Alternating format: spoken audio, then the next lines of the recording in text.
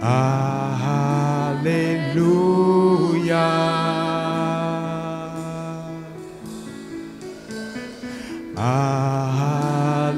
Alléluia. L'Éternel Dieu Tout-Puissant règne. Alléluia. Alléluia.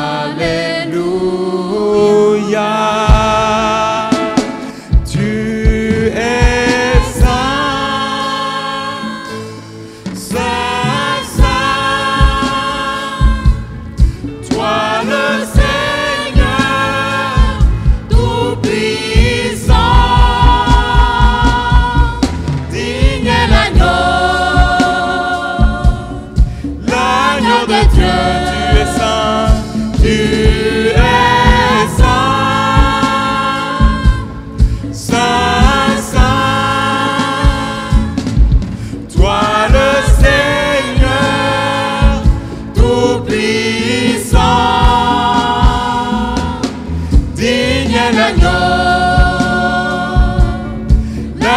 de Dieu. Amen.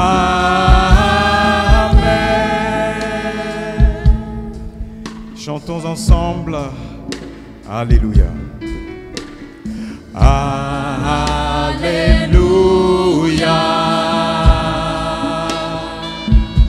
Alléluia. Alléluia. L'Éternel Dieu Tout-Puissant règne. Chante Alléluia. Alléluia. Chante Alléluia. Alléluia. L'Éternel Dieu Tout-Puissant règne. Alléluia. Alléluia. Tu es saint. Tu es saint. Élève la voix, peuple de Dieu. Adore le Seigneur. Oh, Tout-Puissant. Digne est l'agneau, l'agneau de Dieu. Tu es saint. Tu es saint, Seigneur. Toi le Seigneur Tout-Puissant. Digne est l'agneau, l'agneau de Dieu. Tu es saint, tu es saint. Oh, tu es saint. Toi le Seigneur Tout-Puissant. Digne est l'agneau, l'agneau de Dieu. Amen.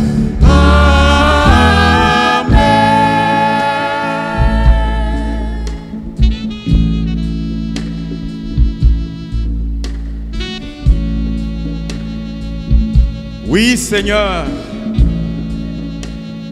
tes enfants sont assemblés devant ta face ce matin.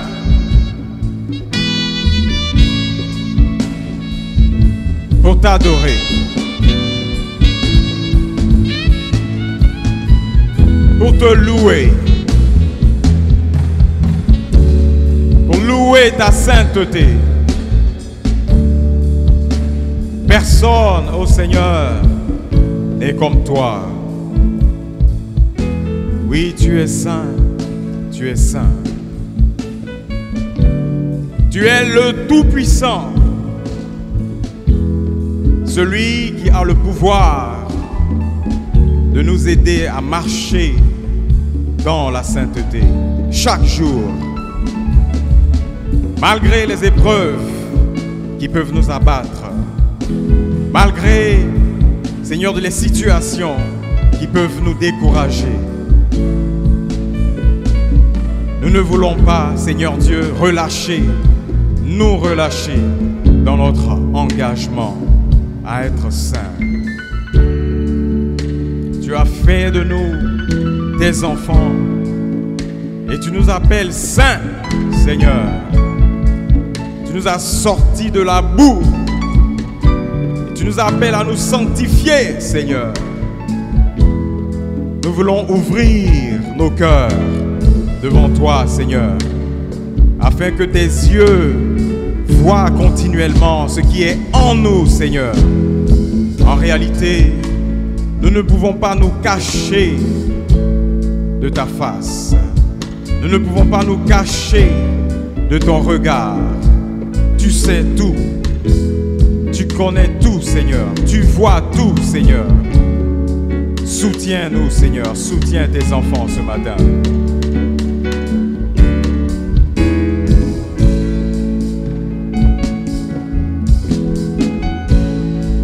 Oui, tu es saint, Seigneur. Oh.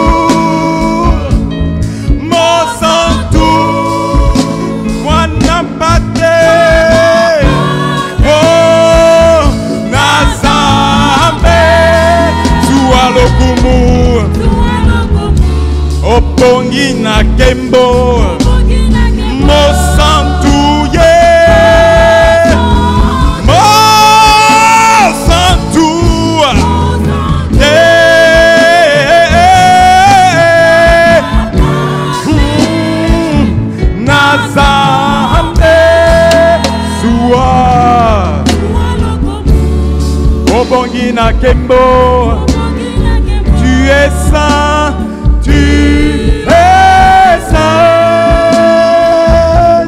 saint, saint, toi le Seigneur, oui, tout puissant, digne est l'agneau,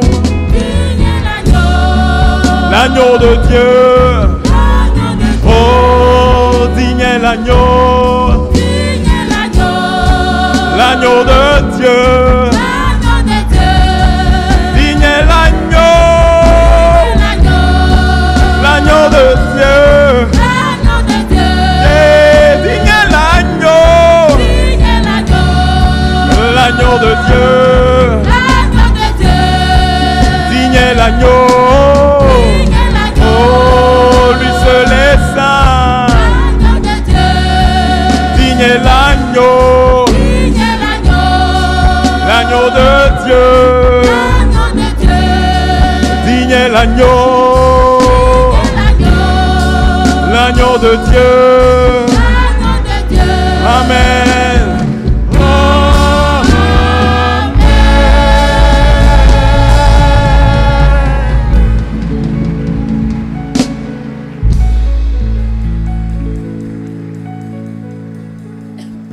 Seigneur, nous voulons élever notre adoration vers toi. Emmanuel, tu es avec nous.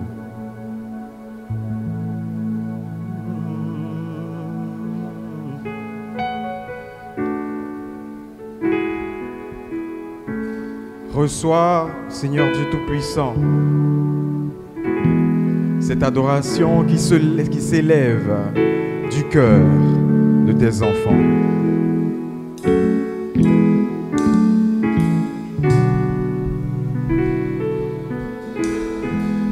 Oh, Dieu de lumière élevé dans les cieux, rempli de grâce et de paix, environné de louanges et de feu, gardien de l'éternité. Pourquoi quitter ce palais de bonheur pour un sentier de misère? Par quel amour les chemins de ton cœur ont su trouver nos prières? Reçois l'adoration, tu es le roi de gloire, notre victoire, digne du Seigneur, Emmanuel. Reçois l'adoration, tu es le roi de gloire, notre victoire, digne du Seigneur, Emmanuel. de cette foi que ton cœur a montré, je veux puiser mon secours sur le chemin que ta vie a tracé. Je marcherai chaque jour. Garde mes yeux des attraits de ce monde, garde-moi près de la croix, en ce lieu saint où mon âme est féconde d'humilité et de joie. Reçois l'adoration. Oh, Tu es le roi de gloire, notre victoire, digne du Seigneur, Emmanuel. reçois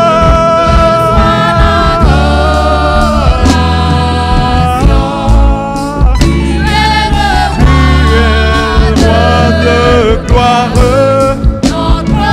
notre victoire, digne du Seigneur, Emmanuel.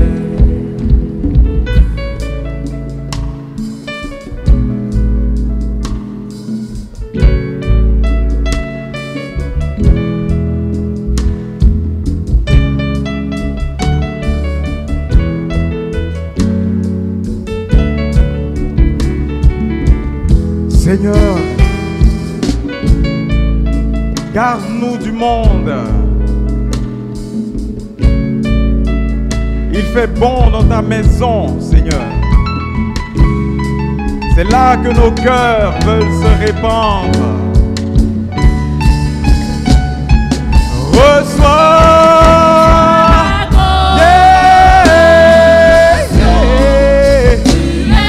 Tu es le roi de gloire, notre victoire, digne du Seigneur, Emmanuel. Reçois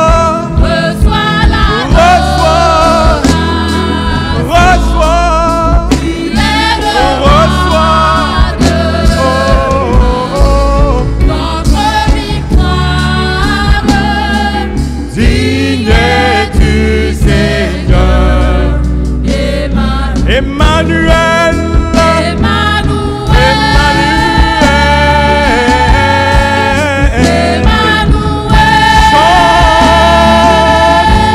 élève la voix,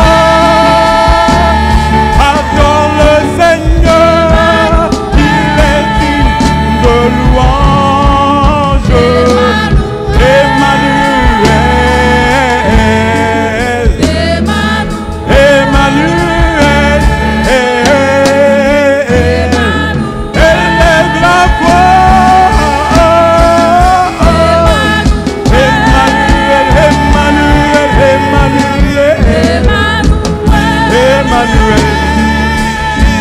Emmanuel, Emmanuel, Emmanuel. Chante, élève la voix vers le Seigneur. Il est digne de mon adoration. Hey! Emmanuel,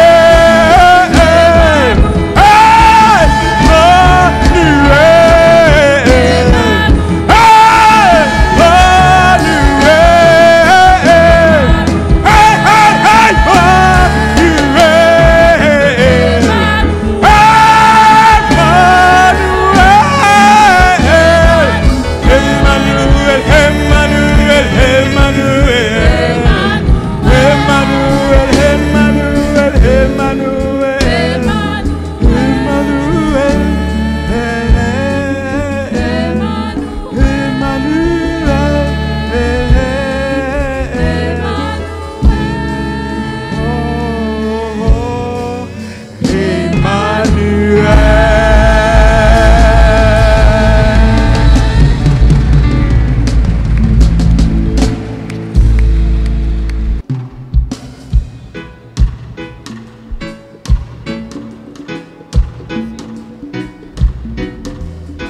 On se tient debout. Hey, hey.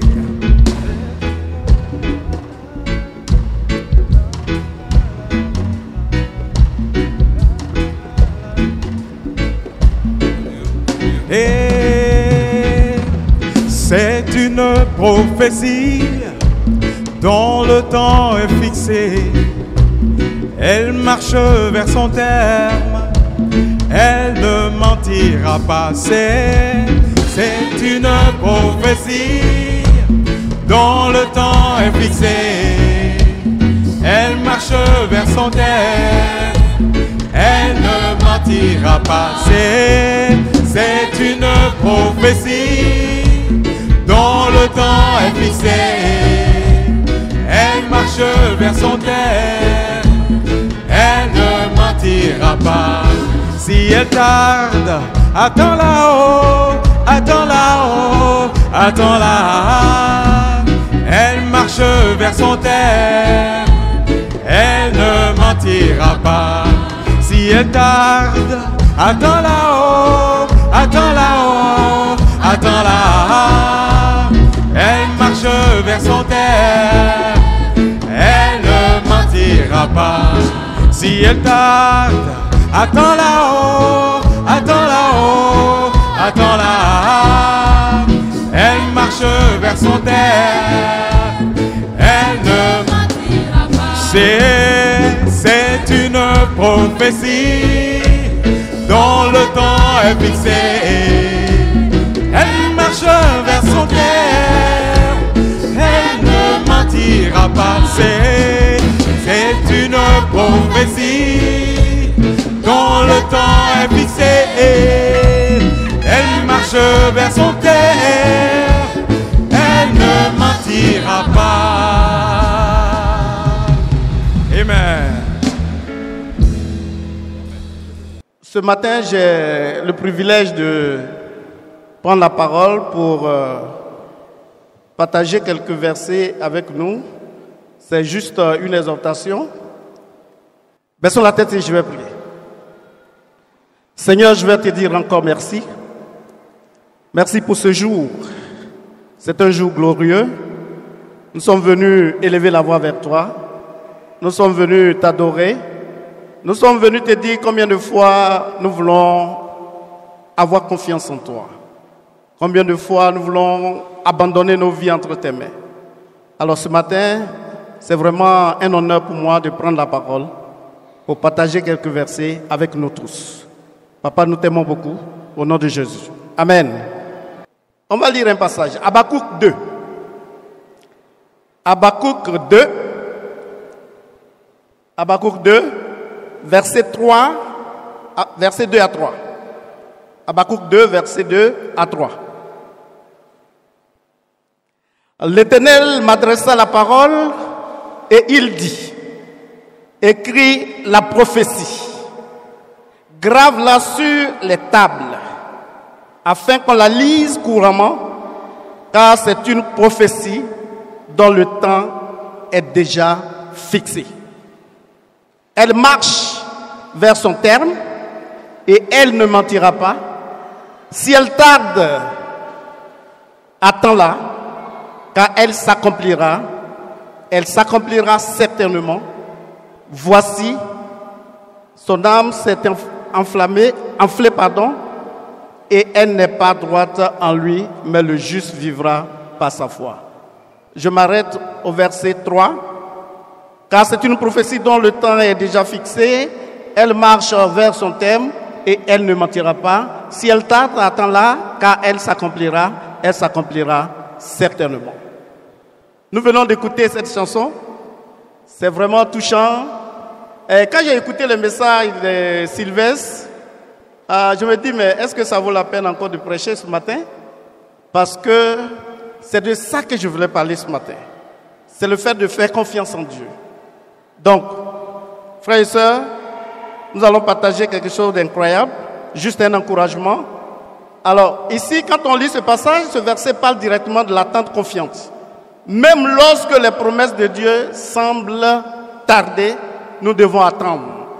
On reviendra sur ce passage après. Frères et sœurs, il est facile de croire quand tout va vite. Quand par exemple on prie et puis tout de suite on a le résultat. C'est plus facile. Mais qu'en est-il quand Dieu semble se taire? Quand on ne voit pas le résultat, comment on se sent? On attend, mais on ne voit rien. Quand les promesses tardent, comment on réagit? Quand les circonstances disent le contraire de ce que Dieu a dit, c'est là que notre foi est testée, parfois même raffinée. Frères et sœurs, ce matin, nous allons parler de une foi inébranlable dans l'attente. Une foi inébranlable dans l'attente. Une foi inébranlable dans l'attente, c'est croire à la fidélité de Dieu, même quand il se tait. Alors, quel est l'objectif de ce message ce matin, de cette exhortation? C'est pour nous aider à rester debout spirituellement, malgré les épreuves ou l'apparente absence de réponse divine. L'attente n'est pas une perte de temps, mais c'est une saison de formation. Quand on attend, Dieu est en train de faire quelque chose avec nous. Dieu est en train de nous former. C'est pour ça que Dieu n'est pas pressé pour dire, tu as demandé ceci, je te donne en même temps. Comme Dieu, il a l'habitude de nous donner les bonnes choses, et les bonnes choses doivent durer. Donc ce que Dieu fait, il nous donne le temps d'être bien prêt. Si c'est l'argent qu'il veut nous donner beaucoup d'argent, il nous prépare pour ne pas que l'argent nous fasse tomber dans la foi. Il prépare pour que tu sois prêt à gérer cet argent. Donc c'est un temps de formation. Dieu utilise aussi l'attente pour bâtir en nous la maturité, la dépendance, la fidélité, et pour préparer ce qu'il veut nous donner. Nous allons prendre l'exemple d'Abraham, la foi malgré l'impossible. Romains 4, verset 18 à 21. Romains 4, verset 18 à 21. Qu'est-ce que la Bible dit? Romains chapitre 4. Romains 4, à partir du verset 18. En espérant contre toute espérance, il crut, en sorte qu'il devint père d'un grand nombre de nations, selon ce qui lui avait été dit. Telle sera ta prospérité. Et sans faiblir dans la foi, il ne considéra point que son corps était déjà usé, puisqu'il est près de 100 ans, et que Sarah n'était plus en état d'avoir des enfants. Il ne douta point par incrédulité au sujet de la promesse de Dieu, mais il fut fortifié par la foi, donnant gloire à Dieu et ayant la pleine conviction que ce qu'il promet, il peut aussi l'accomplir. Dieu promet un fils à Abraham à 75 ans. Mais l'accomplissement vient après 25 ans, c'est-à-dire plus tard. Imaginez attendre pendant 25 ans. Ce n'était pas facile pour Abraham. Pas du tout facile. Il était en train de vieillir. Il se disait, mais est-ce que c'est possible? Sa femme aussi est en train de vieillir. Mais il a attendu pendant 25 ans. Abraham a choisi de croire en Dieu. Ou si vous voulez, de croire Dieu plus que ses circonstances. Croire Dieu, c'est de croire en ses paroles et en ses promesses. Il a attendu pendant 25 ans. Il a décidé d'avoir confiance en ses pensées, en ses paroles ou à ses promesses. Il a cru ce que Dieu lui avait dit en Romains 4, verset 3. Car, que dit l'Écriture? Abraham crut à Dieu et cela lui fut imputé à justice. Abraham a cru à Dieu et Dieu a dit qu'Abraham était juste. Parfois Dieu nous donne une parole, mais nous dit pas quand elle va s'accomplir. Donc tout ce qu'on fait, on attend. Dieu a dit, tout ce que je dois faire, c'est d'attendre. Dieu ne nous dit pas quand.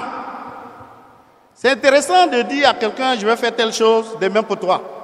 Mais Dieu lui dit, oui, je vais faire quelque chose pour toi. Mais Dieu ne dit pas demain. Il ne dit pas après-demain. Il ne dit pas le mois prochain. Tout ce que tu dois faire, c'est attendre. Mais ce silence est un test. Est-ce que tu crois que Dieu, il change?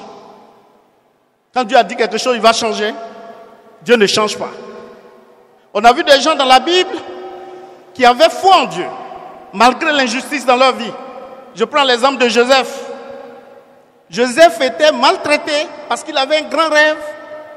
Et son rêve n'a pas plu à ses frères. Et finalement, il a été très maltraité. Quand vous lisez en Genèse 37 à 41, vous allez voir. Mais il y a une partie qui me touche, c'est Genèse 50, verset 19 à 20. Il dit, vous aviez médité de me faire du mal. Dieu l'a changé en bien. Ici, Dieu donne à Joseph un rêve glorieux. Il a ensuite vendu, trahi, emprisonné, oublié. Mais Dieu le forme dans l'ombre avant de l'élever. Parce qu'on sait qu'après, il est devenu premier ministre. Joseph avait un grand rêve.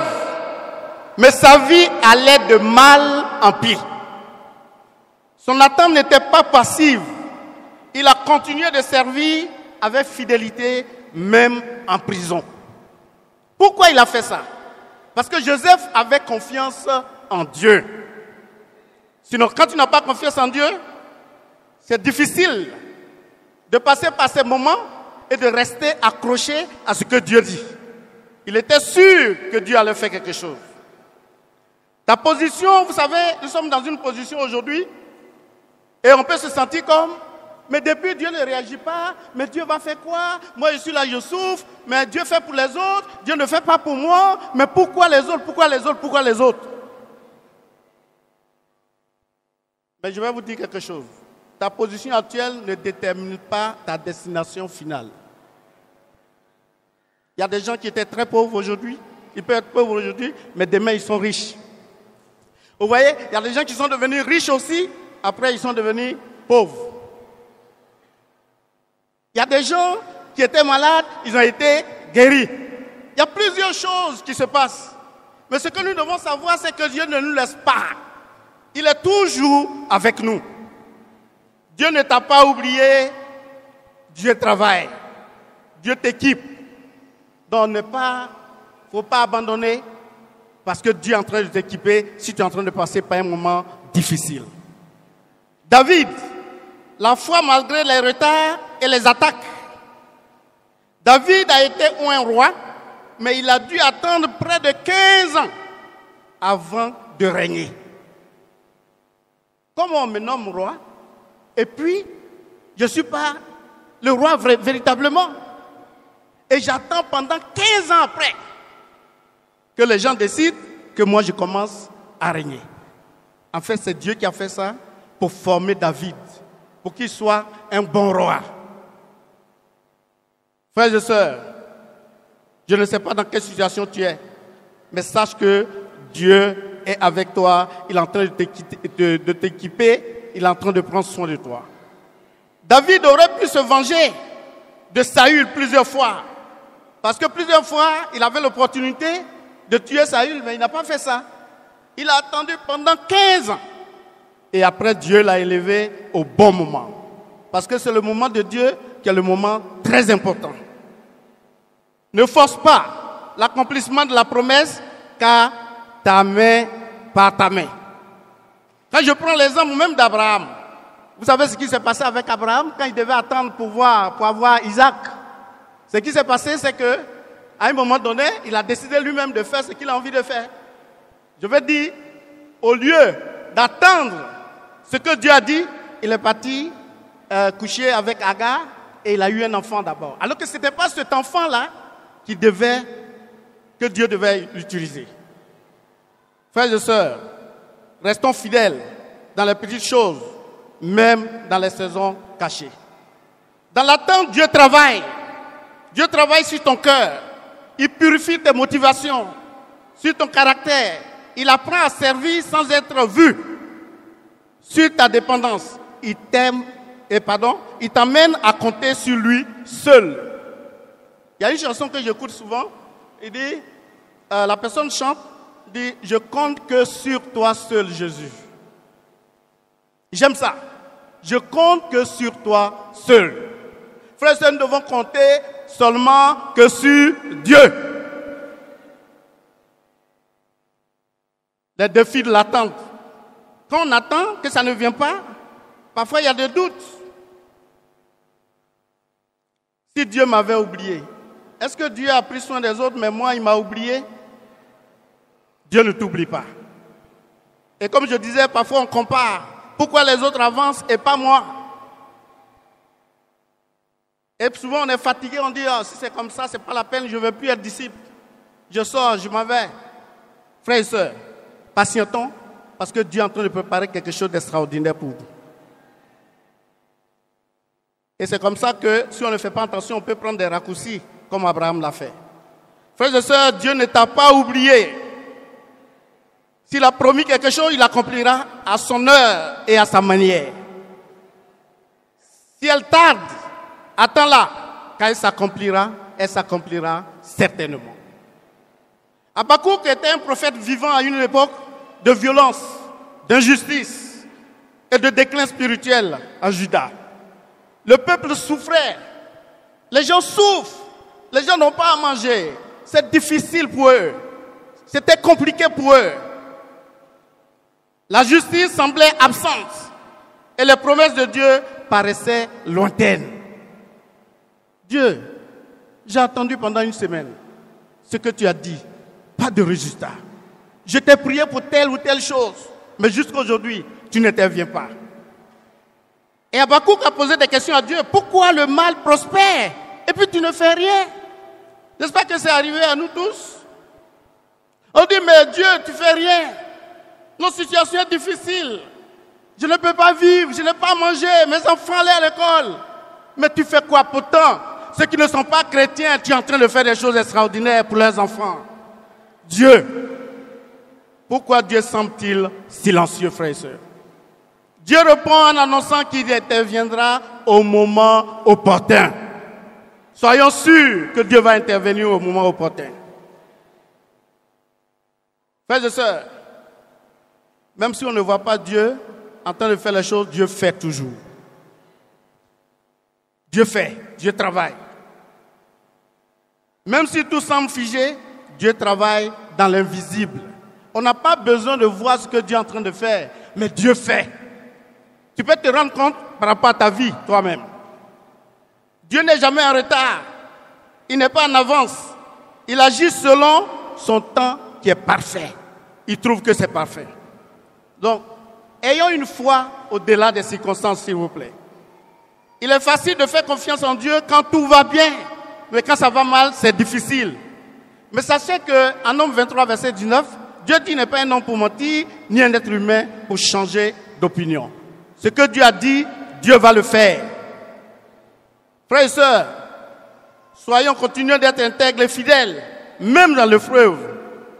Quand les temps sont durs, la tentation peut être grande de ralentir dans le service. C'est trop dur pour moi, je ne peux plus servir. Le temps est déjà fixé. Dieu a un calendrier divin. Les délais ne sont pas des refus. Quand tu es en train, Dieu te met à attendre, ça ne veut pas dire que Dieu refuse de faire ce qu'il veut faire pour toi. Il dit attends. Elle marche vers son terme. La promesse de Dieu avance. Mais si nous ne voyons rien, frères et sœurs, la promesse avance toujours. Dieu ne ment pas et Dieu ne mentira jamais. Prenons l'exemple des agriculteurs, on sait comment ils font. Ils sèment les graines, ils commencent à mettre l'eau dessus, ils ne savent même pas. Parfois même on plante, on ne sait pas s'il va pleuvoir. Mais ils défrichent les champs et ils continuent de faire les buts. Parce qu'on se dit, un jour, il va pleuvoir. Ayons confiance en Dieu, frères et sœurs. Continuons de nous laisser guider par Dieu, abandonnons nos vies entre les mains de Dieu. Aujourd'hui, Dieu te lance un défi. Reste intègre même si les autres trichent ou abandonnent. Continue de donner tes dîmes, offrandes et soutiens, même si cela coûte. Garde la foi, même quand tu ne vois aucun fruit immédiat. Attends Dieu avec espérance, non avec frustration. Frères et sœurs, Dieu est fidèle et il réalise tout ce qu'il a dit qu'il va faire. Mais il fait ça au moment opportun pour lui. Nous aussi soyons fidèles à Dieu et croyons à toutes ses promesses et ses paroles. Donnons pour son œuvre, frères et sœurs. Je vais donner l'exemple de deux personnes qui ont réagi d'une manière extraordinaire. Deux riches chrétiens, un homme d'affaires et un avocat. Ils entreprirent ensemble le tour du monde. Un jour, ils visitaient la Corée. Ils aperçurent au milieu d'une rizière un jeune garçon attelé à une charrue de bois, fort primitive, tenue par un vieillard. L'avocat était étonné. Il prit une photographie de cet étrange tableau. Il dit, ce doit être des pauvres gens. Il dit ça aux missionnaires qui leur servaient de guide et d'interprète. Effectivement, répondit, celui-ci est très calmement. Il répond calmement. Il dit, c'est la famille de Shinobi. Quand après la guerre, au lieu de culte fut édifié, ils auraient vivement voulu apporter leur contribution. Mais ils n'avaient rien. Comme aujourd'hui, nous sommes en train de donner la collecte spéciale, la collecte de reconnaissance. Ils n'avaient pas d'argent. Ils vendirent alors leurs bœufs et donnaient toute la somme à l'église. C'est pourquoi ce printemps, ils tirent eux-mêmes leur charrue. Les deux voyageurs restaient un moment pensifs, puis émus. L'avocat rompit le silence et dit, ce dut être un réel sacrifice. Il ne le considère pas ainsi. Il répondit le missionnaire, il s'estime très privilégié d'avoir eu un bœuf à vendre. Les touristes n'eurent rien ajouté, mais de retour chez eux, l'avocat montra la photographie à son pasteur et lui conta l'histoire qu'il avait si profondément touché, impressionné. J'ai décidé, dit-il, de doubler mes offrandes à l'église. Et je désire que vous me donniez quelque travail de labour à faire. Je n'ai jamais donné à Jésus-Christ quoi que ce soit qui me coûte vraiment. Frères et sœurs, faisons tout pour que le nom de Dieu soit glorifié. Si tu as un problème de santé, attends, Dieu va agir. Le temps de Dieu est le meilleur moment.